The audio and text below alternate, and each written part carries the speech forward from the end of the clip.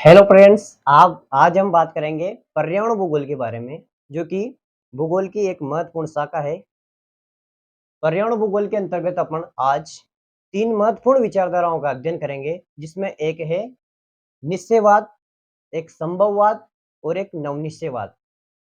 अगर पर्यावरण भूगोल की बात करें, तो इसका मानव पर्यावरण भूगोल से मानव का संबंध शुरू से ही रहा है, जब से मानव झोपड़ियों में रहता था तथा वो अ, कुछ भी नहीं जानता था, प्राकृतिक आपदाओं से डरता था। तो जो 3 विचारधारा है, उसके अंतर्गत मानव ने किस प्रकार अपना विकास किया और मानव यहाँ तक कैसे पहुँचा, उनका अपन अध्ययन इन 3 विचारधाराओं के अंतर्गत करेंगे, तो उनको ध्यान से समझना। सबसे पहले अपन बात करें मानव और प्रकृति, तो इनका संबंध तो शुरू से ही रहा है। इसके बिना इसकी कल्पना करना मुश्किल है और इसके बिना इसकी कल्पना अधूरी है। तो सबसे पहले बात करें अपन, तो जो मानव है, मानव सबसे पष्ट अवस्था की बात करें तो मानव गौण था, मानव गौण। और जो प्रकृति थी वो प्रमुख थी, प्रमुख। मानव कैसा था? मानव गौण था और प्रकृति प्रमुख थी।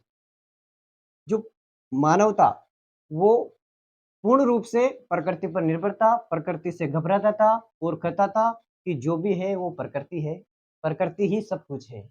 उसे डरता था। और जो दूसरी अवस्था है, उसमें जो मानव है, वो मानव तो हो गया प्रमुख। जो मानव है, वो मानव हो गया प्रमुख, प्रमुख। और जो प्रकृति है, वो गौण हो गई। इसमें मानव ने विकास कर कर और प्रकृति पर विजय प्राप्त करने की कोशिश कर रहा है। मानव कहता है कि प्रकृति कुछ भी नहीं है, प्रकृति जो भी हूँ, जो मैं हूँ, प्रकृति कुछ भी नहीं है, मैं कहूँगा वैसे प्रकृति चलेगी। तो दूसरी जो अवस्था है, उसमें मानव प्रमुख हो गया और प्रकृति गौण हो गई। और जो तीसरी अवस्था है, उसमें ना तो मानव प्रमुख है और ना ही प्रकृति प्रमुख है, अर्थात दोनों में सामंजस्य हो गया।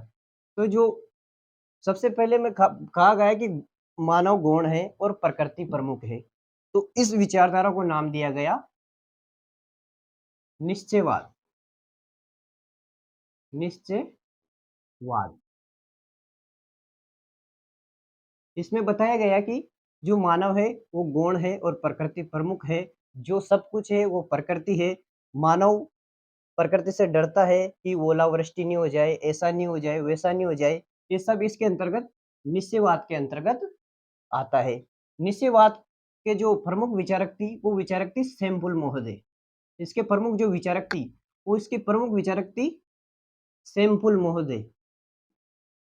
सैमपुल सैमपुल महोदया, सैमपुल महोदय। इसकी प्रमुख विचारक थी। इसने अपना जो निश्चयवाद का जो वर्णन किया है, वो अपनी पुस्तक मानव भूगोल के सिद्धांत, मानव भूगोल, मानव भूगोल के सिद्धांत, मानव भूगोल के सिद्धांत का जो उन्होंने ग्रंथ लिखा, उस ग्रंथ में इस नव निश्चयवाद की विचारधारा का विस्तृत से वर्णन किया और बताया कि मानव कुछ भी नहीं है। मानव प्रत्यक्ष व अप्रत्यक्ष रूप से प्रकृति पर निर्भर है, प्रकृति जो करेगी वही मानव को स्वीकार्य है। दूसरी विचारधारा की बात करें, तो दूसरी विचारधारा का नाम है संभववाद, संभववाद, संभववाद। संभववाद के अंतर्गत जब संभववाद आया, तो उसमें मानव प्रमुख हो गया और प्रकृति गौण हो गई। मानव कहता है कि प्रकृति कुछ नहीं है, जो हूँ, जो सब मैं हूँ। इसमें मानव ने जैसे जो प्राकृतिक जो घाटियाँ हैं, जो भी दर्रे वगैरह है, उसके अंदर से सुरंगें निकालने लग गया मानव। उसके अंतर्गत उसके अंदर से ट्रेन की पटरियाँ निकालने लग गया। तो मानव प्रकृति पर विजय प्राप्त करने लग गया ना। तो दूसरी अवस्था में जो संभववाद है, उस संभववाद में जो मानव है वो प्रमुख हो गया और प्रकृति को गौण कर दिया। और तीसरी जो अवस्था है, तीसरी अवस्था है नवनिश्चयवाद। जो तीसरी अवस्था निकल कर आया है अपने पास, वो है नवनिश्चयवाद, नवनिश्चयवाद। इस और जो नवनिश्चयवाद है, इसके प्रमुख विचारक थे गिरफिथ टेलर, गिरफिथ गिरफिथ टेलर। गिरफिट टेलर। और जो संभववाद है इसके प्रमुख विचारक, संभववाद के प्रमुख विचारक थे, इसके प्रमुख विचारक थे पॉल विडोल डिला ब्लास महोदय।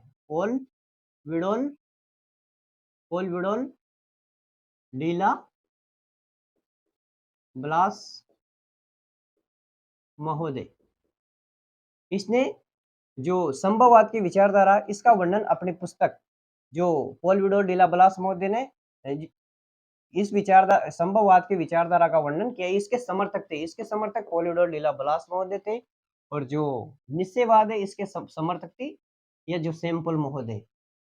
पॉल विडोल डिला ब्लास महोदय ने यही बताया कि मानव प्रमुख हो गया और प्रकृति गौण हो गई। और जो तीसरी अवस्था है उसमें नवनिश्चयवाद की जो विचारधारा है, इसके अंतर्गत जो गिरफिट टेलर ने, इसने अपना जो ग्रंथ है एक 20वीं सदी का भूगोल, 20वीं 20वीं सदी 20वीं सदी का भूगोल, 20वीं सदी के भूगोल में इन्होंने नवनिश्चयवाद की विचारधारा का समर्थन किया और कहा कि ना तो मानव प्रमुख है और ना ही प्रकृति प्रमुख है, अर्थात दोनों के बीच में सामंजस्य है। दोनों एक दूसरे से प्रभावित होते हैं, एक दूसरे के साथ हाथ बटाते हैं। दोनों के बिना एक इसके मानव के बिना प्रकृति का कुछ नहीं है और प्रकृति के बिना मानव कुछ नहीं है। तो इसको अगर संयुक्त रूप से बोला जाए तो जो नवनिश्चयवाद है इसको एक नाम से रुको और जाओ, रुको और जाओ, रुको और जाओ की विचारधारा के नाम से भी जाना जाता है। और इसको व्यवहारिक, इसको जो नवनिश्चयवाद है इसको व्यवहारिक व्यवहारिक व्यवहारिक संभववाद, व्यवहारिक संभववाद के नाम से भी जाना जाता है। व्यवहारिक संभववाद को मतलब है कि प्रकृति और मानव दोनों के बीच में व्यवहार से इसका वर्णन। तो जो तीन विचारधारा है इसके अंतर्गत जिस तरह मानव ने विकास किया, अपना विकास किया, इसमें सबसे पहले निश्चयवाद के अंतर्गत बताया गया कि इसमें प्रकृति प्रमुख है और मानव गौण है। प्रकृति जैसे जो करती है, जो चाहती है, वही मानव को स्वीकार करना पड़ता है। चाहे प्रकृति ओलावृष्टि कर दे, अतिवृष्टि कर दे, मानव इससे डरता था इस अवस्था में कि प्रकृति ऐसा नहीं कर दे, कुछ प्राकृतिक आपदा पैदा नहीं कर दे, तो प्रकृति की पूजा करता था, एक तरह से डरता था उससे, प्रकृति से मानव। और जब दूसरी अवस्था आई, जो संभववाद की अवस्था आई, इसमें मानव धीरे-धीरे समझदार हो गया, वो प्रकृति को जानने लग गया और प्रकृति को अपने अनुसार ढालने लग गया। प्रकृति जो मानव कहता है वो प्रकृति को करना पड़ता है। इसमें बताया गया कि प्रकृति तो गौण है और मानव प्रमुख है। वो मानव प्रकृति से अब नहीं डरता है। उसने पक्के मकान बना लिए, सभी प्राकृतिक आपदाओं से बचने के लिए उसने कुछ ना कुछ कर लिया कि, और कहता है कि और आजा तू वर्षा अति ओलावृष्टि हो रही तो हो जा, मैंने पक्का मकान बना लिया। तो ये सब इसके अंतर्गत संभववाद के अंतर्गत आता है। और जो नवनिश्चयवाद है इसके अंतर्गत दोनों कम भी नहीं है, प्रकृति भी कम नहीं है और मानव भी कम नहीं है। प्रकृति भी कितनी ही बाढ़ आ जाए, कितनी भी प्राकृतिक आपदा आ जाए, लेकिन मानव फिर भी उन सब का सामना करता है और बचता है। ये सभी इसके अंतर्गत नवनिश्चयवाद के अंतर्गत इसका वर्णन किया गया है। और इसको व्यवहारिक संभववाद भी कहा जाता है कि दोनों में व्यवहार है। इसके एक बार और इनके विचार, इनके भूगोलवेताओं के नाम, जो निश्चयवाद है इसके प्रमुख समर्थक थे जो सैंपल महोदय, जिन्होंने अपनी पुस्तक मानव भूगोल के सिद्धांत में जो प्रकृति और मानव के बीच के जो भी नवनिश्चयवाद की विचारधारा है उसका वर्णन किया।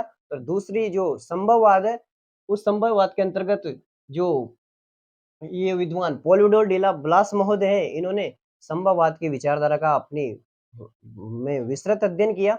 और जो तीसरी विचारधारा है नवनिश्चयवाद, नवनिश्चयवाद में जो गिरफिट टेलर ने, उन्होंने 20वीं शताब्दी का भूगोल में जो नवनिश्चयवाद की विचारधारा का विस्तृत से अध्ययन किया और बताया कि दोनों ही कम नहीं है, ना तो प्रकृति कम है ना मानव कम है।